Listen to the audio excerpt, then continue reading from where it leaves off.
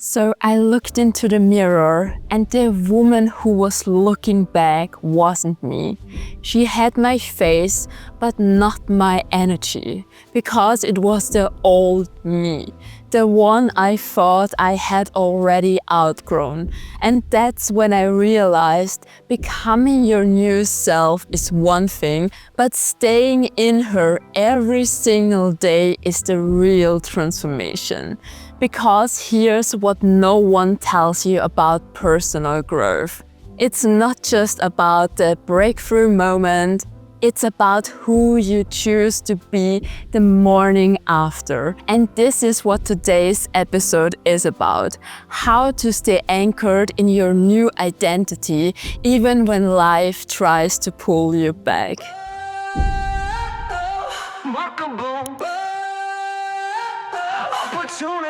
Maybe you have been there too. You've done the inner work. You have felt the shift. But weeks or even days later, the old patterns sneak in. The overthinking, the self-sabotage, the second guessing.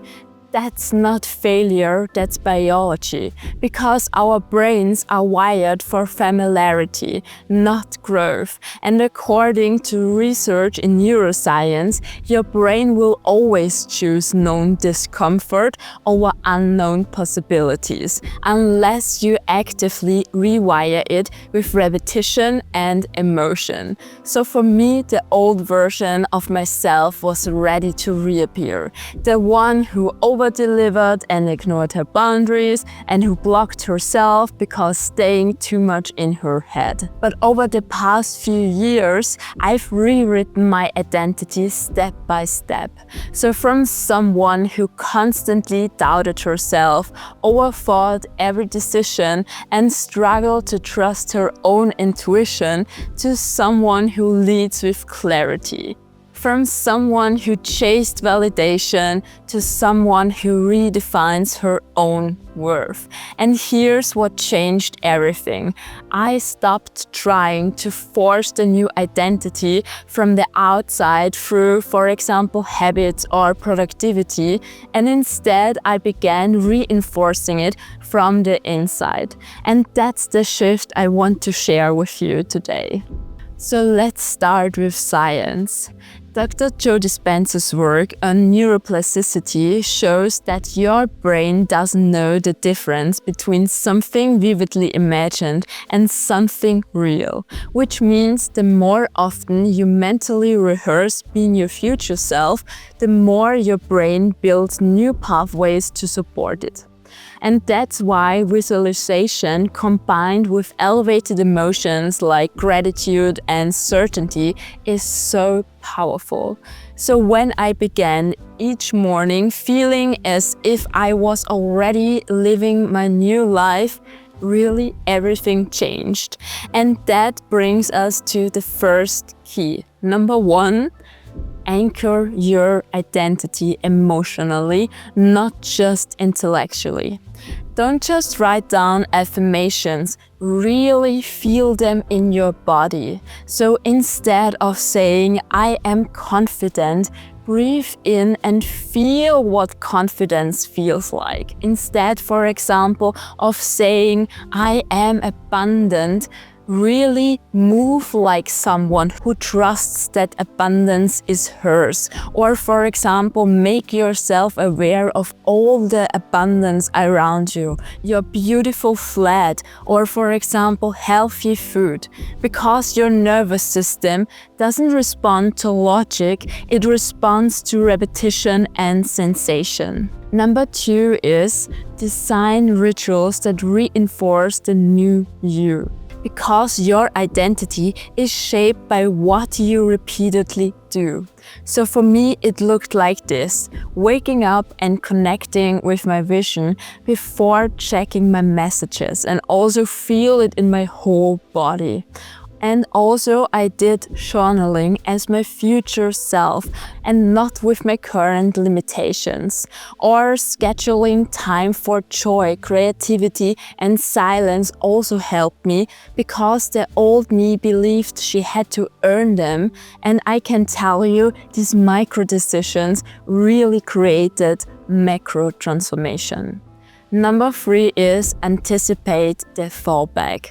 Really plan for it, because this was my biggest mistake in the past, that I believed that once I changed, the old pattern would disappear. But in fact, they don't. They get quieter, yes, but only if you stay present. So now when I notice myself shrinking, overthinking, or delaying, I really pause and remind myself, this is just an echo. This is not my truth. And then I reconnect with my future self through simple but intentional practices, whether that's becoming aware in the moment that this is happening again, lighting incenses, breathing deeply, moving my body, or journaling, or just being in silence. And I choose, and this is so important, whatever feels aligned in the moment.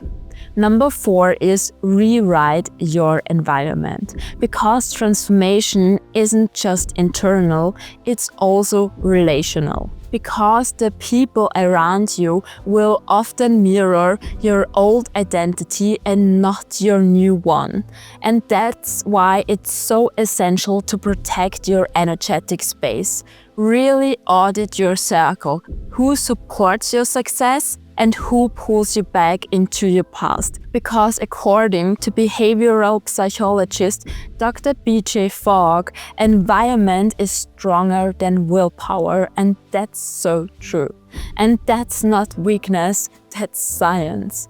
Also become aware of your physical environment. Think about your environment at home.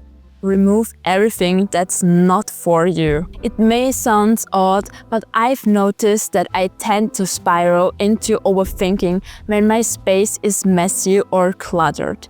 And a clean and calm environment supports a clean and calm mind. So curate your outer world.